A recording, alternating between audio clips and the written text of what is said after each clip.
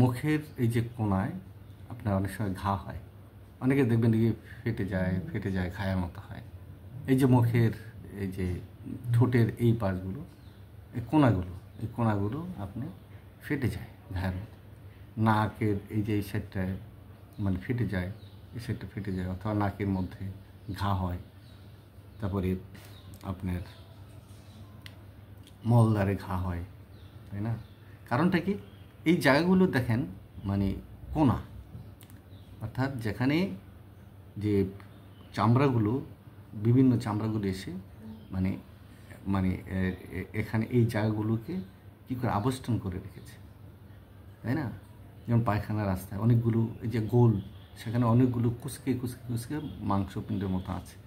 এখানেও তাই দেখেন, আমরা হা করলেও বারে কমে, তাই না? নাক ফুলাইতে পারি, কমাইতে পারি, করতে পারি। এই জায়গাগুলো যে আছে, এই জায়গাগুলোতে যদি কখনো ঘা হয়,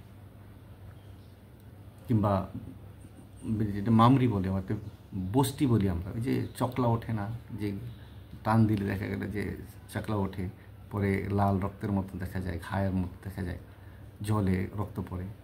নাকের মধ্যে আপনার এরকম বস্তি হয়, জলে কিংবা রক্ত বের হয়। পায়খানার রাস্তায় এরকম দেখবেন। এরকম যদি সমস্যাগুলো হয়, তাহলে আমাদের তো একটু অস্বস্তির কারণ। মুখে হইলে সবাই দেখছে দুই দিকে ঘায়ের মতো, অনেকে এইগুলো নিয়ে চলছে, কিন্তু সেটা বোঝে না যে এটা কী, যে ফেটে গেল, এই যে ফেটে গেল, কিংবা নাক, এই যে এখানে নাকটা ফেটে যাচ্ছে, রক্ত হচ্ছে, বস্তি হচ্ছে, কিংবা নাকের ভিতরে ঘায়ের মতো হচ্ছে, তারপর পায়খানার রাস্তা এরকম মানে ঘায়ের মতো হচ্ছে, বস্তি হচ্ছে।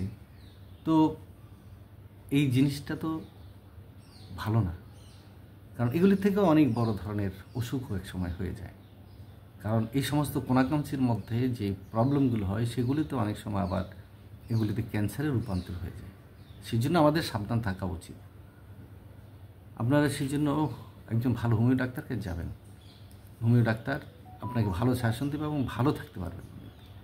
আর সেই সাথে সাথে আমি ওষুধটার নামও বলছি, যদি মনে করেন ডাক্তার আশেপাশে নেই, ঘরে যেহেতু ওষুধটা থাকে, একটা হোমিও দোকান থেকে আপনারা নাইট্রিক অ্যাসিড বা অ্যাসিড নাইট্রিক, যে কোনো এক নামেই বললেই হবে, নাইট্রিক অ্যাসিড অথবা অ্যাসিড নাইট্রিক আপনার নিম্ন পাওয়ারের এনে আপনারা কয়েক ডোজ খাবেন। হোমিও ওষুধ কিন্তু অ্যালোপ্যাথির মতন একদম মানে প্রতিনিয়ত খাইতেই হবে এমন না। যদি দেখেন যে ভালো হয়ে গেছে, হোমিওপ্যাথির নিয়ম হলো যদি দেখেন যে একটু ভালো লাগছে, ভালো হয়ে, তাহলে স্টপ করে দেবেন, ওষুধটা আর খাওয়ার দরকার নেই, তাহলে আরও ক্ষতি হবে।